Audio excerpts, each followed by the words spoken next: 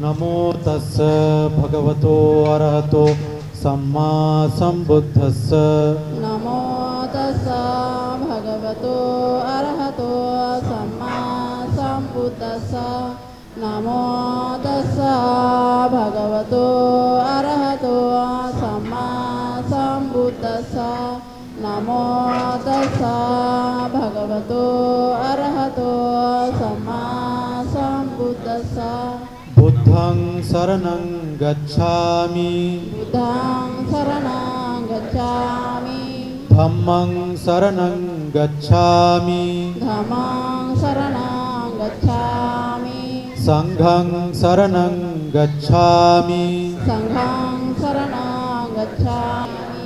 सुरामेरय मज्जपमादट्ठाना वेरमणि सिक्खापदं समादियामि। सुरामेरय मज्जपमादठाना वेरमणि सिक्खापदं समादियामि। विकालभोजन वेरमणि सिक्खापदं समादियामि। विकालभोजना वेरमणि सिक्खापदं समादियामि। नच्च गीतवादित विशोकदर्शन माला गंध विलेपन धारण मंडन विभूषण अट्ठाना वेरमणि सिक्खापदं समादियामि।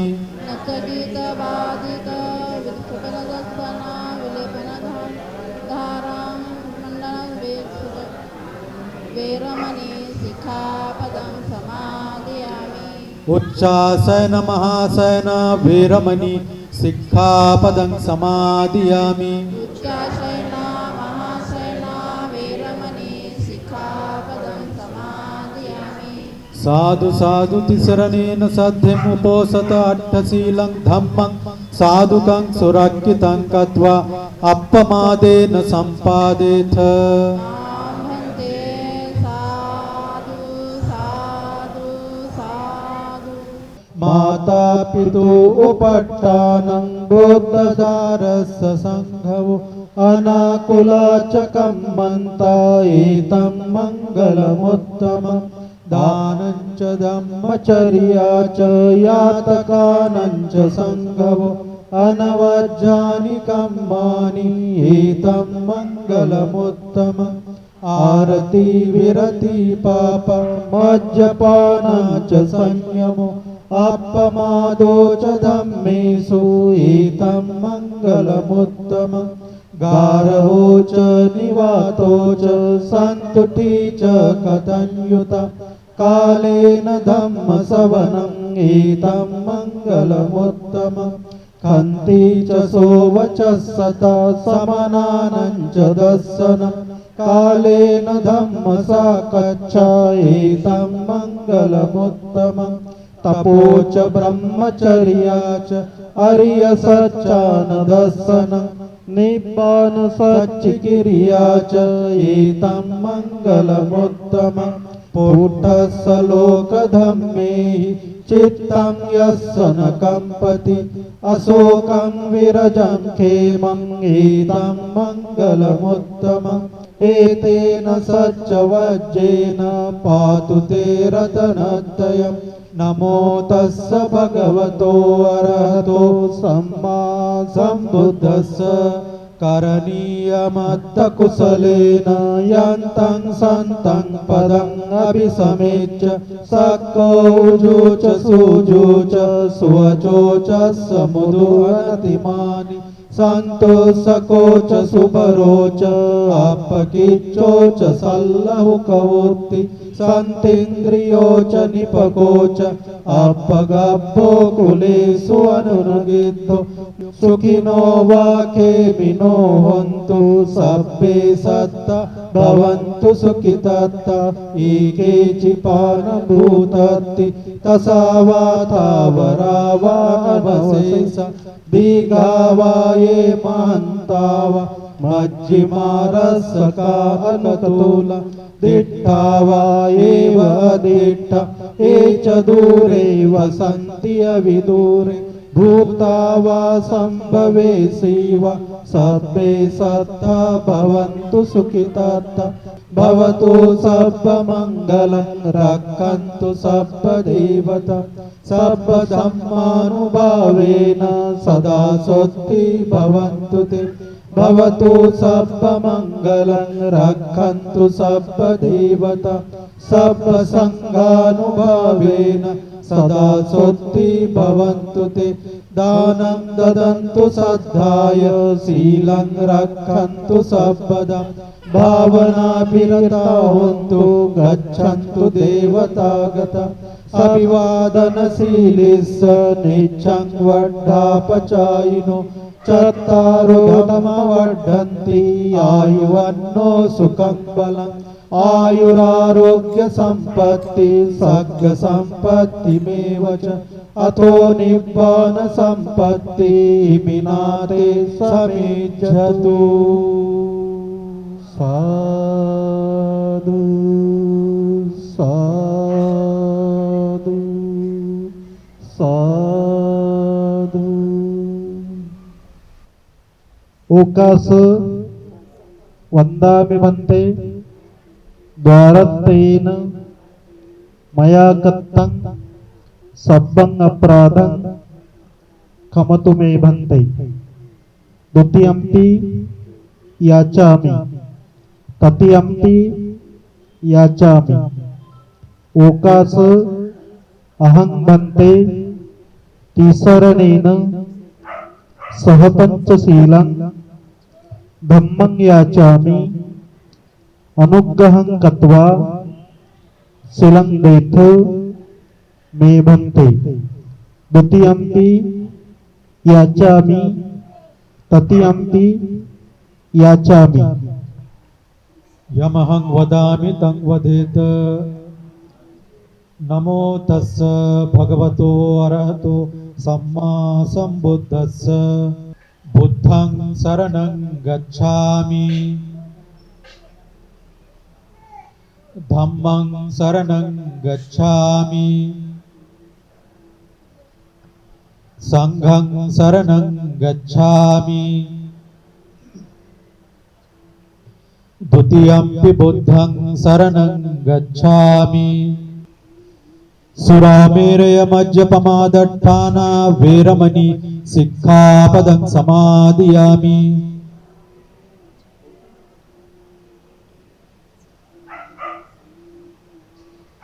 तिसरणेन सत्यं पंचशीलं धम्मं साधुकं सुरक्षितं गत्वा अपमादेन संपादेथ। अपनी आंखें हल्के से बंद कर लें। अपनी कमर और गर्दन सीधी रखें।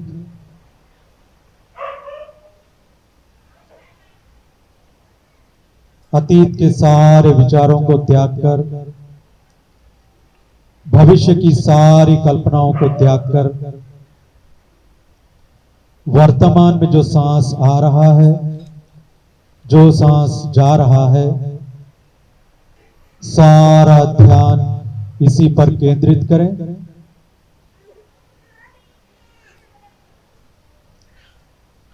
अपना सारा ध्यान नासिका के द्वार पर रखकर हर आने और जाने वाले सांस पर नजर रखें।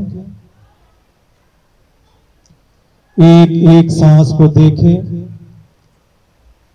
एक एक सांस को जाने, एक एक सांस को महसूस करें। एक भी सांस आपके ध्यान से छूटने न पाए। निरंतर यही प्रयत्न करते रहना है। जल के, थल के और गगन के सभी प्राणियों का मंगल हो, उन सब का भला हो, वे सभी सारे दुखों से मुक्त हों।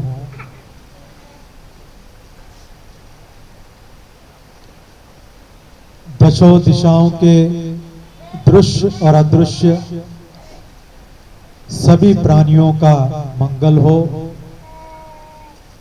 उन सब का भला हो, वे सभी सारे दुखों से मुक्त हों,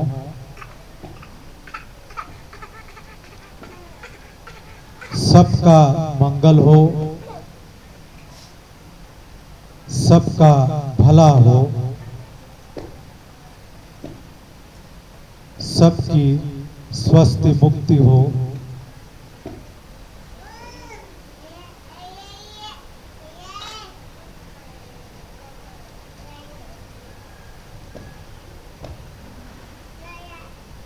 भवतु सर्वमंगलम्, रक्षन्तु सर्वदेवता, सर्वबुद्धानुभावेन, सर्वधम्मानुभावेन, सर्वसंघानुभावेन, सदा सोत्ति भवन्तु ते। तथागत भगवान बुद्ध को नमन, जिन्होंने हमें दुख मुक्ति का मार्ग दिया। कृतज्ञता भिक्षु संघ का, जिन्होंने इस धर्म को सुरक्षित रखा और इसका प्रचार प्रसार किया। कृतवेदी है बोधिसत्व बाबा साहब अम्बेडकर का, जिन्होंने हमें सद्धर्म में दीक्षित किया और एक अच्छा संविधान दिया। यहाँ पर उपस्थित सभी भिक्षुगण, सब ब्रह्मचारी सामने, श्रद्धा बुद्धि संपन्न उपासक उपासिका और धम्म बंधु, आज वर्षावास आरंभ होने जा रहा है और इस संदर्भ में आप सब यहाँ पर आए, उपोषणशील ग्रहण किया। तो ये जो उपोषणशील आज आपने लिया है, इसकी परंपरा भगवान बुद्ध ने शुरू की, लेकिन अब वो उपोषण जाकर उपवास हो गया है, यानी उसका भ्रष्ट रूप आ गया है। उपोषण में 8 शील का पालन होता है, दोपहर के पहले भोजन होता है, उसके बाद उस दिन कोई भोजन नहीं होता, फिर दूसरे दिन सुबह ही होता है। लेकिन आज उपवास के नाम पर लोग क्या करते हैं, दिन भर भूखा रहते हैं और रात को खाते हैं और कहते हैं कि हम उपवास हैं। तो इसलिए कम से कम वो जो गलत परंपरा चल पड़ी है, तो अब एक बौद्ध होने के नाते आप लोग, वैसे तो पूरे साल 4 उपोषण जो महीने में आते हैं रखना चाहिए, नहीं तो कम से कम ये वर्षावास का जो समय है, इसमें ये उपोषणशील पालन करने का प्रयत्न करना चाहिए। जैसे आज पूर्णिमा है, उसके बाद फिर अष्टमी, फिर अमावस्या, फिर अष्टमी, फिर पूर्णिमा। तो इस तरह से ये 3 महीने अगर उपोषणशील का पालन करे तो ये बहुत ही लाभदायी होगा। और वैसे भी जो उपोषणशील है, उसी से वास्तव में उपासक या उपासिका की पहचान होती है। क्योंकि ये जो पंचशील है, ये तो सारे मानव जाति के लिए है, और ये पंचशील तो केवल संसार में सुखपूर्वक जीने के लिए वहां तक ही सीमित है। लेकिन जन्म मरण चक्र से बाहर निकलने वाली ये चीजें नहीं है, सारे दुखों का अंत करने वाली ये चीज नहीं है। तो जो बौद्ध है, उनका लक्ष्य क्या है, सारे दुखों का अंत करना। संसार में जब तक है तो सुखी तो रहना है, तो इसलिए वो मिनिमम पंचशील तो है, लेकिन उससे हम संतुष्ट नहीं होना है। एक उपासक उपासिका होने के नाते, एक बौद्ध होने के नाते हमारा लक्ष्य है सारे दुखों का अंत करना। तो सारे दुखों का अंत कैसे होगा, ये अष्टशील से होगा। बिना अष्टशील के सारे दुखों का अंत नहीं होता। तो इसलिए हम जो बौद्ध लोग हैं कहते हैं, या आप लोग जो उपासक उपासिकाएं हैं, तो आपका लक्ष्य सारे दुखों का अंत करना होना चाहिए। केवल संसार में सुखी रहना नहीं है, वो तो सभी लोग रहते हैं, सभी की वो इच्छा है। लेकिन बौद्धों की एक उससे भी आगे चलकर एक इच्छा है, वो क्या है कि ये सारे दुखों का अंत होना चाहिए। ऐसा अगर हम विचार रखते हैं तो उनके लिए उपोषणशील रखना बहुत ही जरूरी है। तो उपोषणशील में और पंचशील में क्या अंतर है? तो पंचशील में जो 5 शील है, उसमें जो तीसरा शील है वो क्या है? कामेषु मिच्छाचारा वेरमणि जो है वो अब्रह्मचर्या वेरमणि सिक्खापदम समाधियां में हो जाता है। मैंने कामेषु मिच्छाचारा में वे विचार नहीं करेंगे, लेकिन जब अष्टशील में आता है तो क्या है? ब्रह्मचर्य का पालन करेंगे एक दिन के लिए केवल। आमतौर पर यह धारणा है कि ये ब्रह्मचर्य का शील तो साधु संतों के लिए, हमारे लिए नहीं है। लेकिन भगवान बुद्ध ने जो है गृहस्थियों को भी इस ब्रह्मचर्य के शील का छूट नहीं दिया है। हाँ, आजीवन आपको ब्रह्मचर्य नहीं रहना है, लेकिन भगवान बुद्ध कहते हैं कि अगर आपको निर्वाण का साक्षात्कार करना है, सारे दुखों का अंत करना है, तो आपको हफ्ते में 1 बार या महीने में 4 बार उपोषित दिन ब्रह्मचर्य का शील पालन करना ही होगा। क्योंकि यही जो है ये संसार चक्र के जड़ को काटती है। और गृहस्थी जीवन में रहते हुए इस ब्रह्मचर्य शील का कम से कम हफ्ते में 1 बार या महीने में 4 बार अगर पालन करोगे, तभी जाकर भविष्य में जाकर जब अगर आप कभी मान लो भिक्षु या भिक्षुणी बनना चाहेंगे, तो आपको वो जीवन आसान लगेगा, सुलभ हो जाएगा आपका भिक्षु और भिक्षुणी का जीवन। जैसे आज हम देखते हैं और सुनने को भी मिलता है कि भाई भिक्षु तो ढंग से पालन नहीं कर रहे, भिक्षु उतने स्तर के नहीं है। तो उसका कारण क्या है? हम तो खाली कंप्लेन कर रहे हैं, लेकिन उसका कारण क्या है ढूंढना चाहिए।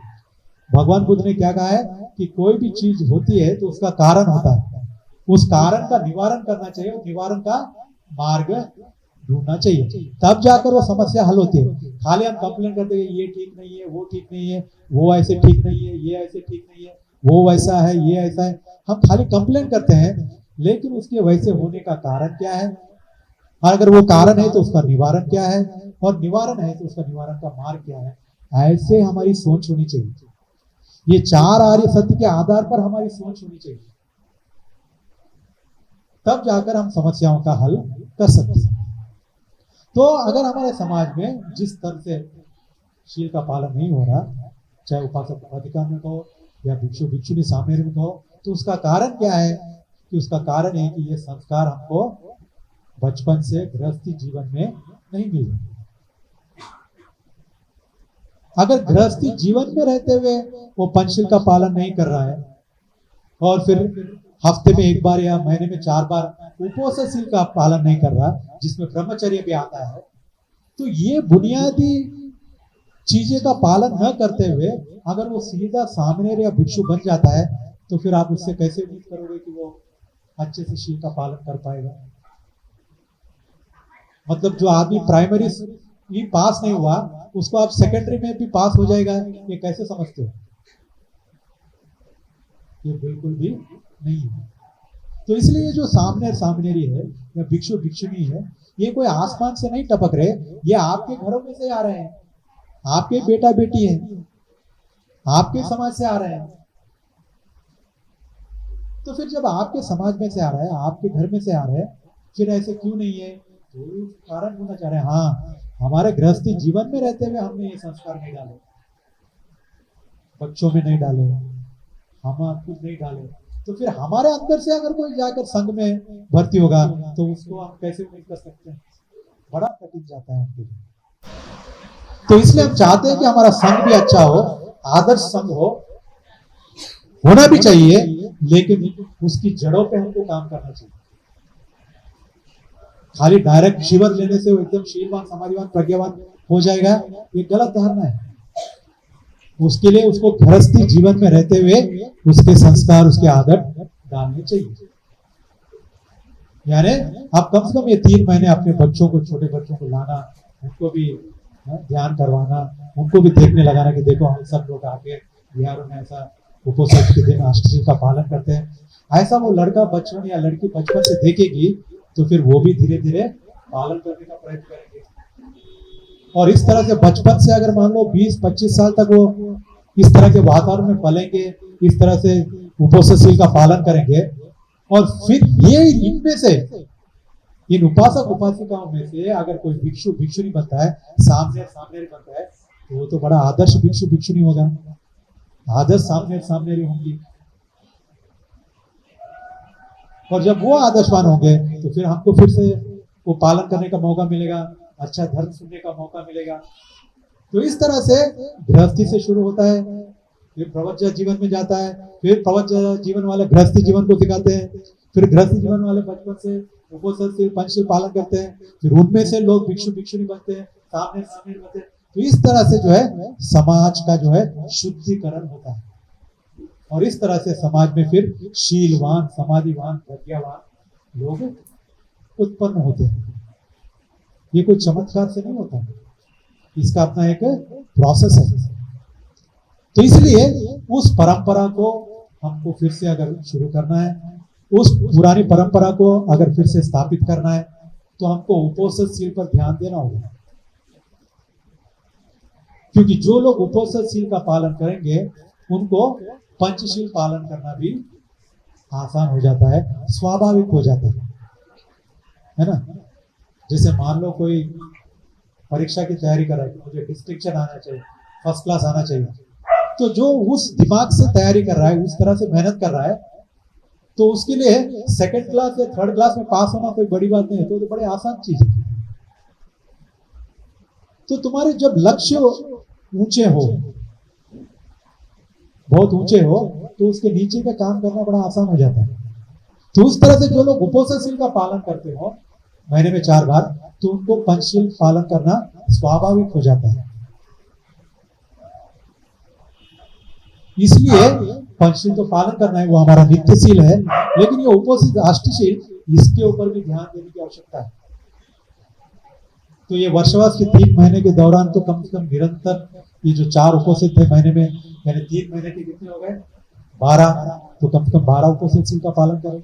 और अगर हो सके तो साल भर इसी तरह से अगर शील का पालन करें, तो इससे हम समाज को सुधार सकते हैं, समाज को एक आदर्श समाज बना सकते हैं।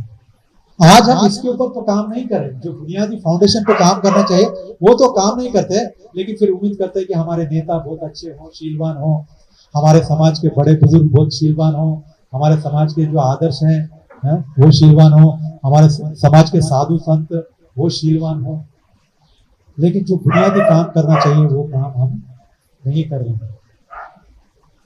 तो इसलिए मैं समझता हूं कि ये जो वर्षावास का समय है, ये अच्छा समय है अपने समाज को एक आदर्श समाज बनाने के लिए, अपने बच्चों को एक आदर्श बच्चे बनाने के लिए। क्योंकि इस तरह से वो अगर उपोषणशील और पंचशील का पालन करेंगे, ठीक है, भविष्य में जाकर वो भिक्षु भिक्षु न बने तो न बने, लेकिन कम से कम आदर्श उपासक उपासिका तो बने। कम से कम ये जो बड़े हो तो अपने माँ बाप की अच्छी तरह से देखभाल करें, अपने नाना नानी दादा दादी की देखभाल तो करें, घर में एक अच्छा वातावरण तो बना के रखें, एक दूसरे की मर्यादा करें, एक दूसरे का आदर करें, एक दूसरे की मदद करें। ये वातावरण तो परिवार में तैयार हो। आज क्या वातावरण है, हर कोई कंप्लेंट कर रहा है, पति पत्नी के कंप्लेंट करते हैं, पति पति के ऊपर कंप्लेंट कर रहे हैं, माँ बाप बच्चे की कंप्लेंट कर रहे हैं, बच्चे माँ बाप की कंप्लेंट कर रहे हैं, सब कंप्लेंट ही कर रहे हैं। लेकिन इसका कारण क्या है, क्यों ऐसा हमारा परिवार हो रहा है, क्यों हमारा समाज ऐसे तैयार हो रहा है, इसके ऊपर कोई सोच विचार करने को तैयार है? और सोच विचार करते हैं तो भी क्या, कहाँ तक है उनका सीमित? हाँ, अच्छे स्कूल में पढ़ाई नहीं हुई, हमारा समाज गरीब है, पैसे ज्यादा नहीं है, ये ऊपरी ऊपरी कारण ढूंढते रहते हैं। लेकिन वास्तविक कारण ये है कि हम शीलवान समाज तैयार नहीं कर रहे, हम पंचशील का पालन नहीं कर रहे, उपोषणशील का पालन नहीं कर रहे, इसके ऊपर किसी का ध्यान नहीं जाता। क्योंकि जब तक तुम अपने बच्चों को शीलवान नहीं बनाओगे, वो तुमको आगे चलकर तुम्हारे बुढ़ापे में तुम्हारी देखभाल करेंगे, इसकी कोई गारंटी नहीं है। हाँ, तुम उनके ऊपर पैसे खर्च करके तुम उनको इंजीनियर बना सकते हो, तुम उनको डॉक्टर बना सकते हो, पैसे वाला बना सकते हो, लेकिन पैसे वाले बनने से वो तुम्हारी देखभाल करेंगे इसकी गारंटी है? आज कितने बच्चे हैं अच्छे खाते पीते घर के, अच्छे पढ़ाई किए, अच्छे बड़े पोस्ट पोजीशन पे है, लेकिन माँ बाप की क्या देखभाल कर रहे हैं, नाना नानी दादा दादी की क्या देखभाल कर रहे हैं? पैसा है ऐसा सोचकर उनको ले जाके वृद्धाश्रम में डाल देते हैं। तो वृद्धाश्रम में डालने से समस्या हल हो जाती है। भगवान बुद्ध कहते हैं कि माँ बाप जब बच्चों को पैदा करते हैं तो उसके लिए दो उद्देश्य है ना। सांसारिक उद्देश्य छोड़िए, धार्मिक दृष्टि से माँ बाप बच्चे पैदा करने के दो उद्देश्य है। क्या है वो? तो वो ये है कि जब हम बूढ़े हो जाएंगे तो हमारे बच्चे हमारी देखभाल करेंगे। इस उद्देश्य से माँ बाप बच्चे पैदा करते हैं। क्या कि हम जब बूढ़े हो जाएंगे तो ये बच्चे हमारी देखभाल करेंगे। और फिर दूसरा है, हम जब गुजर जाएंगे तो हमारे नाम से पुण्य अनुमोदन करेंगे। ये दो इच्छाओं के कारण माँ बाप जो है बच्चों को पैदा करते हैं धार्मिक दृष्टि से।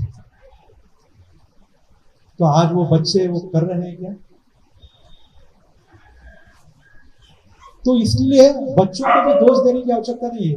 ये बड़े बुजुर्गों को ये जिम्मेदारी लेने की आवश्यकता है कि जब उनको संस्कार डालने चाहिए तब हम उनको संस्कार नहीं डालते।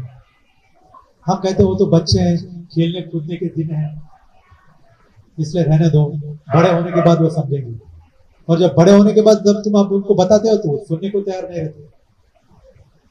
तो इसलिए ये समय अपने आप को भी धार्मिक बनाने का तो है ही है, लेकिन अपने बच्चों को जो भविष्य में जाकर आपको बुढ़ापे में आपकी देखभाल करने वाले हैं, उनको भी अच्छे संस्कार डालने की आवश्यकता है। अगर ये संस्कार नहीं डालोगे तो भविष्य में जाकर उनका जो पारिवारिक जीवन है वो भी ढंग का नहीं रहेगा। समाज में डाइवोर्स केसेस ज्यादा बढ़ रहे हैं, वृद्धाश्रम की संख्या बढ़ रही है। लोग समझते वृद्धाश्रम बनने जा रहा है, बहुत अच्छी फैसिलिटी तैयार हो रही है। नहीं, ये गलत संदेश जा रहा है। जितने ज्यादा वृद्धाश्रम तैयार हो रहे हैं, यानी उसके मतलब ये हुआ उतने बच्चे गैर जिम्मेदार हो रहे हैं और अपनी माँ बाप और अपने नाना नानी दादा दादी की जिम्मेदारी नहीं निभा रहे हैं, इसलिए वृद्धाश्रम बढ़ रहे हैं। वो अच्छा संकेत नहीं है। वृद्धाश्रम कम होने चाहिए और पूरी तरह से खत्म होना चाहिए। यानी क्या है, घर में ही बच्चे अपने माँ बाप दादा दादी नाना नानी की देखभाल करनी चाहिए। और ये संस्कार अगर डालना है तो उनको शीलवान बनाना होगा। शीलवान बनाना यानी जिम्मेदार इंसान बनाना। मोरालिटी क्या है? आदमी में रेस्पॉन्सिबिलिटी उत्पन्न करती है। आज समाज बच्चे माँ बाप के प्रति रेस्पॉन्सिबल नहीं है, या पति पत्नी के प्रति, पति पत्नी के प्रति, या व्यक्ति समाज के प्रति रेस्पॉन्सिबल नहीं है। क्यों? क्योंकि वो मॉरल नहीं है, शीलवान नहीं है। जो शीलवान व्यक्ति होता है वो ही जिम्मेदार व्यक्ति होता है। वो परिवार के प्रति भी जिम्मेदारी निभाता है, समाज के प्रति भी जिम्मेदारी निभाता है और अपने धर्म के प्रति भी जिम्मेदारी निभाता है। जो शीलवान नहीं होता वो न माँ बाप के प्रति जिम्मेदारी निभाता है, न समाज के प्रति जिम्मेदारी निभाता है, और धर्म के प्रति जिम्मेदारी निभाने का सवाल ही उत्पन्न नहीं होता। तो इसलिए हमको अगर अपने समाज को जिम्मेदार समाज बनाना है, अपने नेताओं को जिम्मेदार नेता बनाना है, क्योंकि नेता भी तुम्हारे अंदर से पैदा होते हैं, वो कोई आसमान से टपकते नहीं। तो नेता तुम्हारे लिए काम नहीं कर रहे, तुम्हारे धर्म गुरु तुम्हारे लिए काम नहीं कर रहे, तुम अपने समाज के लिए काम नहीं कर रहे, या बच्चे तुम्हारे माँ बाप के लिए, बड़े बुजुर्गों के लिए काम नहीं कर रहे। ये जो एकदम इनडिसिप्लिन फैला हुआ है, एकदम जो सिस्टम एकदम बिगड़ा हुआ है, उसका जो जड़ कारण है वो क्या है कि ये समाज शीलवान नहीं है, दुष्शील होता चला रहा है। तो इसलिए इस समाज को शीलवान बनाना है तो ये वर्षावास का समय बहुत अच्छा समय है, खुद के लिए भी और ये आने वाली जो पीढ़ी है, जो बच्चे, उनमें भी संस्कार डालने के लिए। तो इसलिए ज्यादा समय न लेकर मैं यही उम्मीद करता हूँ कि ये जो वर्षावास का समय है इसका आप लोग सदुपयोग करेंगे, अपने आप को भी संस्कारित करने के लिए, और अपने आने वाली पीढ़ी जो तुमको देखभाल करने वाली है, तुम्हारा भी उसमें स्वार्थ है होना चाहिए कि भाई हमारे बच्चे अगर शीलवान होंगे तो हमारे बुढ़ापे का सहारा बनेंगे। तो आपके बुढ़ापे का अगर आप सहारा तैयार करना चाहते हैं तो खाली बच्चों को पैसे वाले बनाकर वो तुम्हारे सहारा बनेंगे नहीं।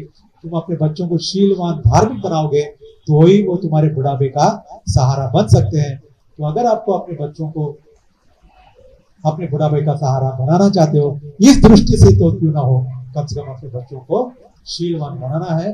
और शीलवान बनाने के लिए ये वर्षावास का समय बहुत अच्छा समय है। तो इसलिए अभी समय हो रहा है, सभी लोगों को उपस्थित जो सील लिया उनको भी 12 बजे के पहले खाना है। इसलिए मैं उम्मीद करता हूँ कि आप लोग जो यहाँ पर आए इस बात को चिंतन मनन करें, इसके ऊपर विचार करें और अगले उपस्थित सील से लगातार अपने और अपने बच्चों को, अपने परिवार को, सबको लाए और ये उपस्थित सील की आदत डालें। तो अभी इसके साथ यहाँ पर ये समय हो चुका है, तो दोपहर के भोजन के बाद फिर प्रवचन का कार्यक्रम शुरू होगा। तो अब आशीर्वाद प्राप्त कर कार्यक्रम हम समापन करते हैं।